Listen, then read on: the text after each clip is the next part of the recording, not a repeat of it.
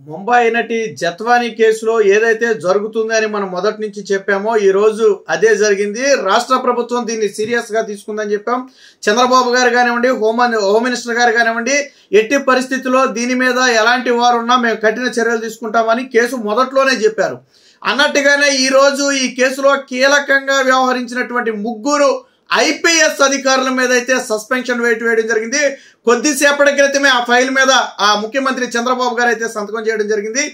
ఏదైతే ఈ కేసును పూర్తి స్థాయిలో విచారణ చేసినటువంటి విచారణాధికారి శ్రవంతి రాయ్, విజయవాడ ఏసీపీ శ్రవంతి రాయ్ ఇచ్చినటువంటి ఆ నివేదిక ఆధారంగా పోలీసు ఉన్నతాధికారులపై అయితే చర్యలకు రాష్ట్ర ప్రభుత్వం దిగింది. ఈ కేసులో ప్రధానంగా మాజీ ఇంటెలిజెన్స్ చీఫ్ గా ఉన్నటువంటి పిఎస్ఆర్ ఆంజనేయులు కర్త కర్మ క్రియగా వ్యవహరించినట్టుగా చెబుతున్నారు. ఇక ఆయన ఆదేశాలను దగ్గరుండి పాటించినటువంటి వ్యక్తిగా మాజీ విజయవాడ పోలీస్ కమిషనర్ క్రాంతి రాణా టాటా, అలాగే నాడు డీసీపీగా ఉన్నటువంటి విశాల్ గన్ని. సో వీళ్ళ ముగ్గురు మీద కూడా ఈ రోజైతే వేటు వేయటం జరిగింది. వీళ్ళ ముగ్గురు కూడా వైసీపీ హయాంలో జగన్మోహన్ రెడ్డికి అనుకూలంగా వ్యవహరించినటువంటి అధికారులే. ఆ రోజు ముంబై నటిని ఇబ్బంది పెట్టడానికి వాళ్ళకు అనుకూలంగా ఉన్న అధికారులను అయితే ఉపయోగించుకున్నారు. ఇప్పటికే కింది స్థాయి ఎవరైతే సిఐ కానివ్వండి లేదా ఏసీపీ స్థాయి అధికారులు సస్పెండ్ అయ్యారు, వారు దాదాపుగా అప్రూవల్ గా మారి సమాధానం చెప్పిన పరిస్థితి. ముగ్గురు పోలీసు ఉన్నతాధికారుల ఆదేశాల మేరకు మాత్రమే ముంబై వెళ్ళటం, ఆ ముంబై నటి జత్వానీని తీసుకురావడం, ఆ కుటుంబాన్ని వేధించడం జరిగింది తప్ప ఇందులో మాకు వ్యక్తిగత కక్ష కానీ పర్సనల్ గా కానీ ఎటువంటి ఇది లేదు. కేవలం ఉన్నతాధికారుల ఆదేశాలు పాటించిన నేపథ్యంలో ఈ రోజు మా మీద చర్యలకు దిగారు. అసలు వాళ్ళు బాగానే ఉన్నారు, మేము బలైపోతున్నాం అని చెప్పి చెప్పడం జరిగింది. ఇప్పటికే ఏసీపీ మీద అలాగే సర్కిల్ ఇన్స్పెక్టర్ వీరిద్దరి మీద కూడా సస్పెన్షన్ వేయటం జరిగింది.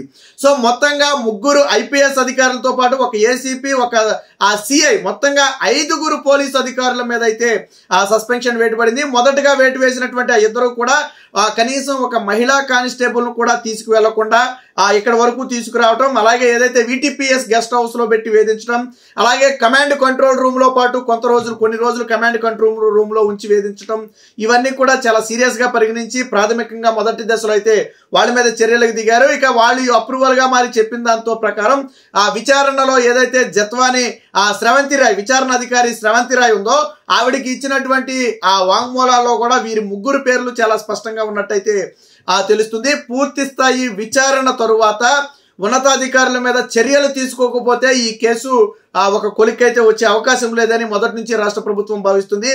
ఈ కోణంలోనే వీరి ముగ్గురి మీద అయితే చర్యలు తీసుకుంది. ముగ్గురిని సస్పెండ్ చేస్తూ కొద్దిసేపటి క్రితమే రాష్ట్ర ప్రభుత్వం అయితే ఆదేశాలు జారీ చేయడం జరిగింది. ఒక రకంగా ఇది వైసీపీలో ఉలిక్కిపాటు లాంటిది. వైసీపీకి తొత్తులుగా వ్యవహరించినటువంటి 16 మంది ఐపీఎస్ అధికారులకు ప్రస్తుతానికి పోస్టింగ్ ఇవ్వకుండా వెయిటింగ్ లో పెట్టారు, అందరికీ తెలిసిన విషయమే. అయితే ఈ వెయిటింగ్ లో ఉన్నటువంటి ముగ్గురు అధికారుల్లో ఆంజనేయులు ఉన్నారు, అలాగే విశాల్ గన్ని ఉన్నారు, క్రాంతి రాణా టాటా ఉన్నారు. సో వీళ్ళ ముగ్గురి మీద కూడా ఇప్పుడు సస్పెన్షన్ వేయటంతో మిగిలిన అధికారుల వెన్నులో కూడా వణుకు పుట్టింది. ఎందుకంటే వివిధ రకాలుగా వివిధ కోణాల్లో వాళ్ళు గతంలో జగన్మోహన్ రెడ్డికి లబ్ధి చేకూర్చిన వాళ్ళే. అంటే నిబంధనలన్నీ కూడా పక్కన పెట్టి వైసీపీ పోలీసుగా వ్యవహరించిన వాళ్ళే. సో మా మీద కూడా ఏదో ఒక రూపంలో వేటైతే పడే అవకాశం ఉందని చెప్పి అధికారులందరిలో కూడా ఒక రకమైతే టెన్షన్ అయితే మొదలైంది. పోలీసు వర్గాలు కూడా కొంత ఆశ్చర్యానికి గురయ్యాయి. ఏంటి పోలీసు ముగ్గురు ఐపీఎస్ స్థాయి అధికారులు ఒక నటిని వేధించిన కేసులో ఇంత ఇదిగా వ్యవహరించారా? అంటే సాధారణంగా ఏంటంటే ఏ పార్టీ ఉంటే ఆ పార్టీకి పోలీసులు కొద్దో గొప్ప అనుకూలంగా ఉంటారనేది జగమెరిగిన సత్యం. కానీ ఇక్కడ కొద్దో గొప్ప ఏంటంటే కొన్ని విషయాల్లో చూసి చూడనట్లు వెళ్ళిపోతారు. బట్ ఇలాగ అసలు మన రాష్ట్రంతో సంబంధం లేని ఒక అమ్మాయిని తీసుకురావడమే కాకుండా, కుటుంబాన్ని తీసుకురావడమే కాకుండా నిబంధనలకు విరుద్ధంగా వేధించడం, తప్పుడు కేసులు పెట్టడం. ఇక ఇదే కేసులో కుక్కల విద్యాసాగర్ ప్రస్తుతానికి అజ్ఞాతంలో ఉన్నాడు. ఎక్కడున్నాడు అనేది ఎక్కడికి తెలియదు. బహుశా రాష్ట్రం విడిచి పారిపోయి ఉండొచ్చు అనేది పోలీసు అధికారుల అంచనా. కుక్కల విద్యాసాగర్ మీద 2 రోజుల క్రితమే కంప్లైంట్ కూడా అయితే ఇవ్వడం జరిగింది. ఇబ్రహీంపట్నం పోలీస్ స్టేషన్ లో జత్వానీ స్వయంగా వచ్చి కంప్లైంట్ ఇవ్వడం అయితే జరిగింది. ఇక దీని వెనక ఉన్నాడని చెప్తున్నటువంటి సజ్జల రామకృష్ణారెడ్డి పాత్ర మీద కూడా పలు అనుమానాలు కలుగుతున్నాయి. సస్పెండ్ చేసిన అధికారులకు నోటీసులు ఇచ్చి విచారణకు పిలిచే అవకాశం ఉందని కూడా అయితే తెలుస్తుంది. ముగ్గురు పోలీసు అధికారులను విచారించి దీని వెనక రాజకీయ కోణం ఏంటనేది ఇప్పుడు బయటకు లాగాల్సి ఉంది. పోలీసు సైడ్ నుంచి ఎవరైతే ఈ కేసులో ఇన్వాల్వ్ అయ్యారో వాళ్ళందరి మీద అయితే చర్యలు తీసేసుకున్నట్టే. అయితే ఇప్పుడు ఇందులో రాజకీయ ఇన్వాల్వ్మెంట్ కూడా బయట బయటికి లాగాలి, కుక్కల విద్యాసాగర్ తో పాటు సజ్జల రామకృష్ణారెడ్డి పాత్ర ఉంది అనేది మొదటి నుంచి బలంగా వినిపిస్తున్నటువంటి వాదన. మరి కంప్లైంట్ లో సజ్జల రామకృష్ణారెడ్డి మీద ఫిర్యాదు చేసిందా లేదా అనేది మనకు తెలియదు, కానీ ఆ కుక్కల విద్యాసాగర్ అండ్ అదర్స్ ఈ కేసులో ఇన్వాల్వ్ అయ్యారని అక్కడ ఒక అదర్స్ అనే ఒక మెన్షన్ అయితే చేయడం జరిగింది. సో దీంట్లో ఇంకా మరి కొంతమంది చేరతారు అనేది అయితే అక్కడ స్పష్టంగా అర్థమవుతుంది. వాస్తవానికి సజ్జల రామకృష్ణారెడ్డి గత కొద్ది రోజులుగా కాదు, దాదాపుగా 4 నెలల నుంచి బయటకు వచ్చే పరిస్థితి అయితే లేదు. మీడియా కనపట్లేదు, మీడియా కంటపడకుండానే వెళ్ళటం, మీడియా కంటపడకుండానే రావటం, ఆ మీడియా ఏదైనా ప్రశ్నలు అడిగినా సమాధానం చెప్పకుండా వెళ్ళిపోవడం మనం చూస్తూనే ఉన్నాం. తాజా కేసు వ్యవహారంలో సజ్జల రామకృష్ణారెడ్డి మరింత ఇరకాటంలో పడినట్టయితే తెలుస్తుంది. మరి ఇది తాడేపల్లి ప్యాలెస్ వరకు పాకుతుందా అంటే ఏమో చెప్పలేం.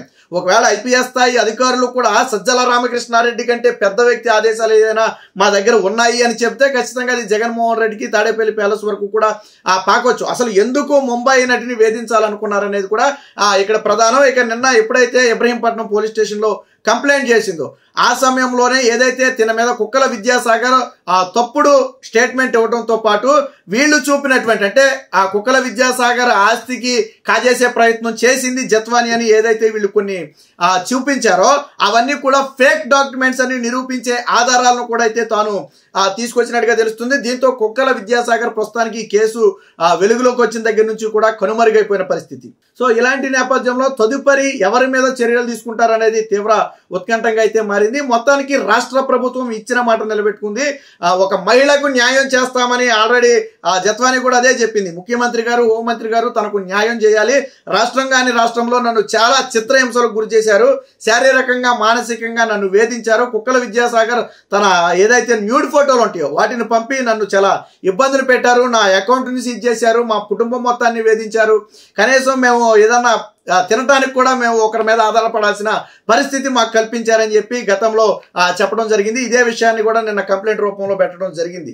సో ఈ కేసు వెలుగులోకి వచ్చిన దగ్గర నుంచి కూడా సీతారామాంజనేయుల పేరు, అలాగే విశాల్ గన్ని, క్రాంతిరాణా టాటా మొదటి నుంచి ఈ ముగ్గురు పేర్లు నలుగుతూనే ఉంది.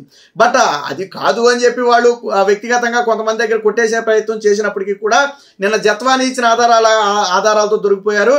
ఏదైతే 1వ తారీఖున వీళ్ళు ముంబై ఫ్లైట్కి టికెట్ తీశారు, బట్ 2వ తారీఖున కుక్కల విద్యాసాగర్, ఫిబ్రవరి 2న కుక్కల విద్యాసాగర్ కంప్లైంట్ ఇస్తే ఫిబ్రవరి 1నే ముంబై వెళ్ళడానికి టికెట్లు తీశారు.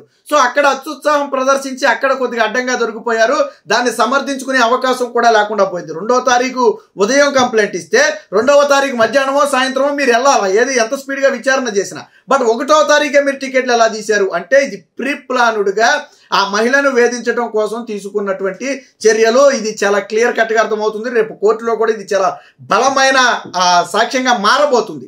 దీంతో పోలీసు అధికారులు అయితే ఖచ్చితంగా ఈ ముగ్గురు అధికారులను అయితే విచారణకు పిలిచి విచారణలో ఎవరు దీంట్లో ఇన్వాల్వ్ అయ్యారు, ఎవరు ఇన్వాల్వ్ అయితే వీళ్ళు ముంబై వరకు వెళ్ళి ఆ మహిళ కుటుంబాన్ని, జత్వాని కుటుంబాన్ని తీసుకొచ్చి వేధించారు అనే విషయాలు అయితే త్వరలోనే తేలనున్నాయి. మొత్తంగా ఏది ఏమైనా జత్వాని కేసులో రాష్ట్ర ప్రభుత్వం ఒక సంచలన నిర్ణయమే తీసుకుందని చెప్పొచ్చు.